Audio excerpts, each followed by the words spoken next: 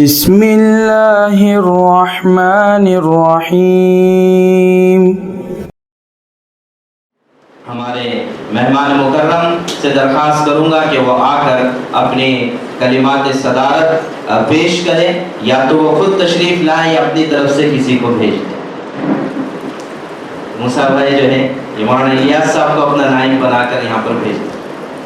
بسم اللہ الرحمن الرحیم۔ الحمدللہ رب العالمین، والصلاة والسلام علی سید الانبیاء والمرسلین وعلی آلہ وصحبہ اجمعین، اما بعد۔ محترم حضرات، آج ہم سب ایک بہت ہی اہم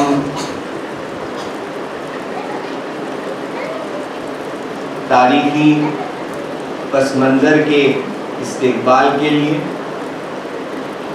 اور اپنے آباء و اجداد کی قربانیوں کے بعد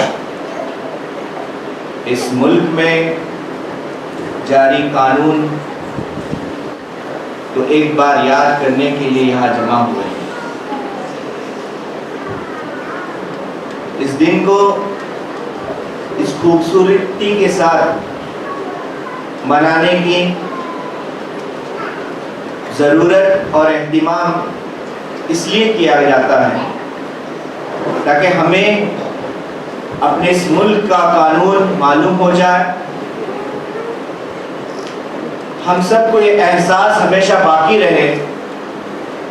کہ اس ملک کی آزادی میں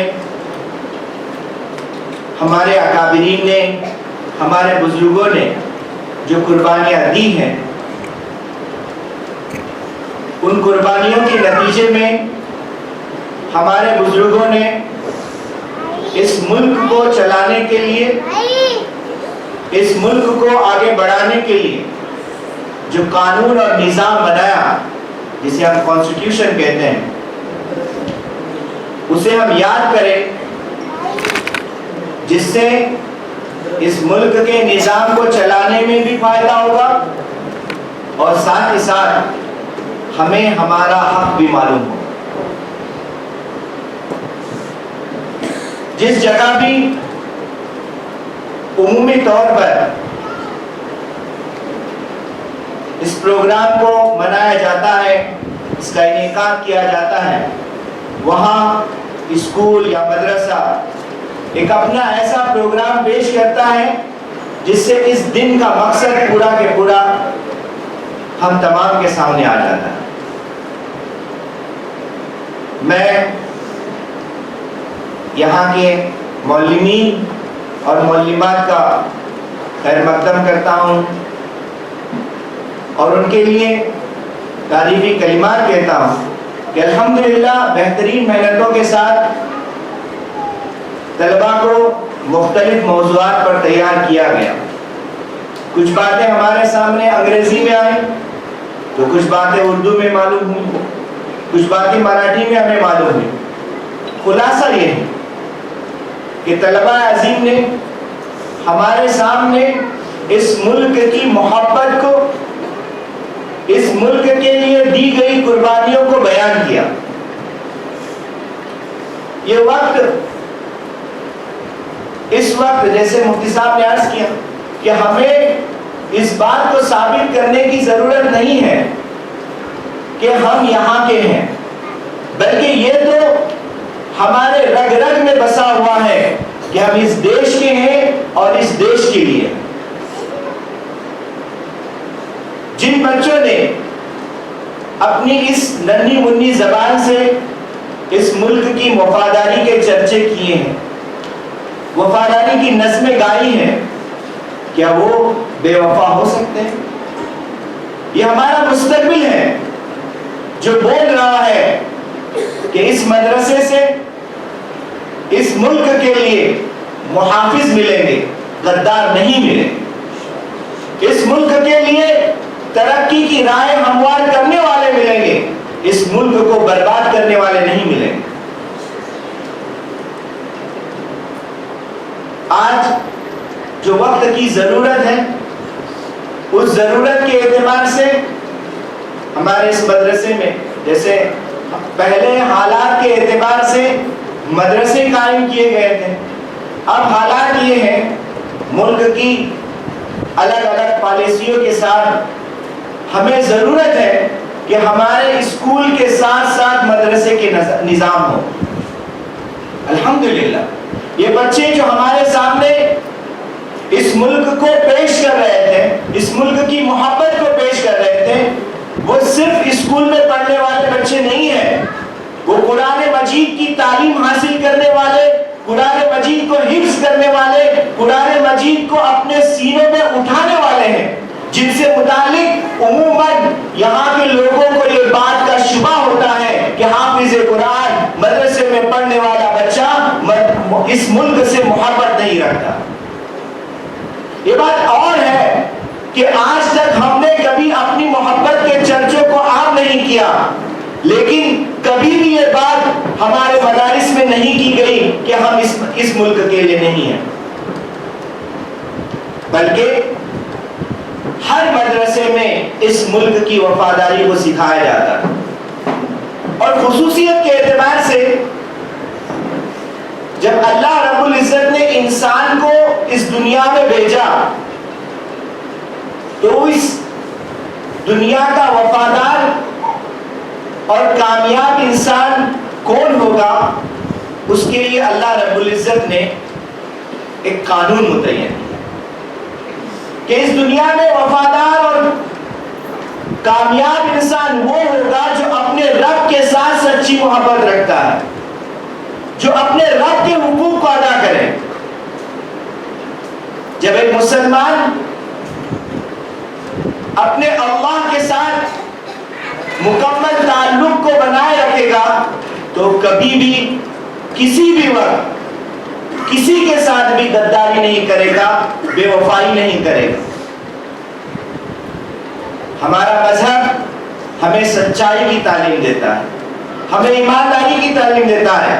ہمیں وفاداری کی تعلیم دیتا ہے۔ ہم دیکھیں سیرت میں صحابہ جہاں گئے وہاں انہوں نے محبت کے، الفت کے ماحول کو قائم کیا۔ ابھی ہمارے سامنے جو تاریخ آئی ہے،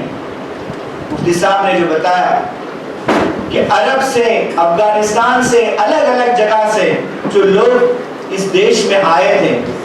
انہوں نے اس دیش کو سنوارنے کا ہی کام کیا ہے۔ کسی بھی حکمران نے اگر کوئی جنگ ہوئی ہے، جیسے بادشاہوں کے درمیان جنگیں ہوتی ہیں،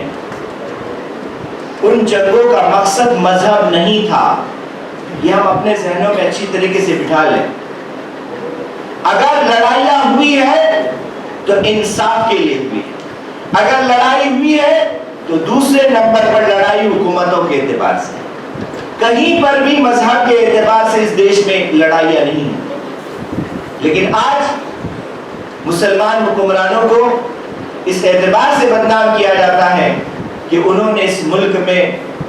امن کو ختم کیا تھا۔ بلکہ ہم تاریخ اٹھا کر دیکھیں، جب بھی کسی مسلمان حکمران نے یہاں سے واپس ہونے کا ارادہ کیا تو یہاں کی رعایا نے، یہاں کے لوگوں نے انہیں روکنے کی کوشش کی۔ تو دوستو بزرگوں، اس وقت میں آج چونکہ ہم سب کے ذہن آج کے حالات سے بہت متاثر ہیں، اس لیے ایک اہم بات کو کہتے ہوئے میں اپنی بات کو مکمل کرتا ہوں۔ بچوں نے الگ الگ اعتبار سے اپنے اپنے کردار کو پیش کیا ہے۔ یہاں ایک بچے نے تقریر کی اور یہ بتایا کہ ایک مدرسے کا طالب علم جب آگے بڑھتا ہے تو کیا انقلاب کرتا ہے۔ تو دوستو ساتھیوں، انقلاب پیدا کرنے کے لیے یہ نہیں سوچنا چاہیے کہ سب لوگ جب تیار ہوں گے تو ہم تیار ہوں گے، بلکہ یہ سوچنا چاہیے کہ میں تیار ہو جاتا ہوں تو سب تیار ہو جائیں۔ اور اس وقت میں ہمارے لیے ضروری ہے کہ ہم دو کام کریں۔ ایک تو ہم اپنے ایمان اور اعمال میں ترقی کے لیے کوشش کریں، دوسری اس ملک کے تئیں، اس ملک کے لیے ہماری جو وفاداریاں ہیں، ہم جو چھپ چھپ کے بہت سارے کام کرتے ہیں لوگوں کی ہمدردی کے، لوگوں کے ساتھ صلہ رحمی کے، ان معاملات کو ہم سامنے لائیں تاکہ جو لوگ ہم سے متعلق نفرتیں پھیلا رہے ہیں ان کی نفرتیں ختم ہو جائے، محبت عام ہو جائے، اور ہم لوگوں کے سامنے یہ بات عام کر دیں کہ یہاں مذہب کے بنیاد پر کوئی تفریق نہیں ہے، ہم ہندو مسلمان ایک ساتھ ایک جگہ پر رہتے ہیں، محبتوں کے ساتھ رہتے ہیں، ایک دوسرے کا احترام کرتے ہیں۔ میں مفتی صاحب کا شکر گزار ہوں، ساتھ ہی ساتھ یہاں پہ جو بھی پروگرام پیش کیا گیا، میں ان سب معلمین اور معلمات کا شکر گزار ہوں کہ انہوں نے بہت ہی محنت کے ساتھ پروگرام پیش کیا ہے۔ اللہ تعالیٰ اس ادارے کو بہت بہت ترقی عطا فرمائے اور نظر بد سے بچائے۔ وآخر دعوانا الحمدللہ رب العالمین۔